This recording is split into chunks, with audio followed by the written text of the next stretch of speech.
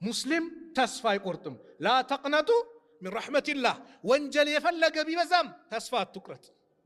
አንተ ማህሪ ጌታ ምህረቱን ለግሰኝ፣ እዘንልኝ፣ ባካህ አቅም አጥቻለሁ ወደ ቤት አስገባኝ ብለን ያ ረብ በል። አላህ ልባቸው ተሰብሮ ዝቅ ብለው የእውነት የሚለምኑትን ባሪያዎችን አላህ የሚቀበል ጌታ ነው።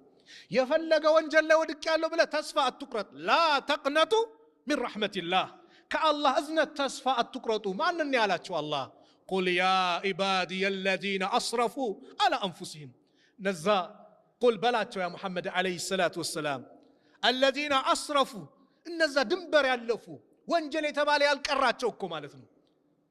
ባሪያዎቼን ንገራቸው ያሉ ቁል ያ ዒባዲየ አለዚነ አስረፉ እነዛ በነፍሶቻቸው ላይ ድንበር ያለፉ አላህ ወንጀለኞችን ያ አዩሃል ዓሲ አንተ ወንጀለኛ፣ አንተ አምባገነን፣ አንተ ዛሊም እያለ አይደለም አላህ የሚያዋራው።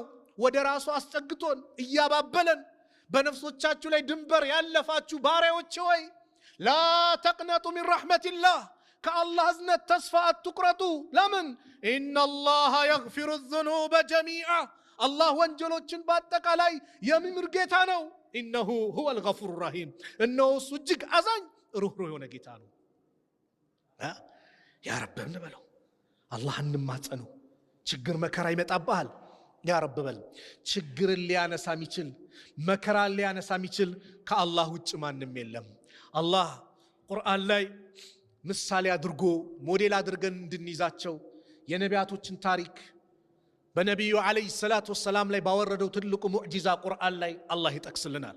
ቁርአን የህይወታችን መመሪያ ነው። ቁርአን ዱስቱራችን ነው። ኢላ የውመል ቂያማ ድረስ መመሪያችን ቁርአን ነው። ከቁርአን ስንርቅ፣ ከቁርአን መመሪያ ስንርቅ እንዋረዳለን። ቁርአንን መመሪያችን ስናደርግ፣ በቁርአን ስንሰራበት ከፍ እንላለን። ቁርአንን የተወሰው ይዋረዳል። ቁርአንን የያዘ ሰው ከፍ ይላል። ቁርአን ላይ የሚሰጠን መመሪያ ታሪኮች እንደው እንደ ታሪክ ብለን ከንፈር መጠን እንድናሳልፍ አይደለም። እናስ ትምህርት እንድንወስድበት ነው።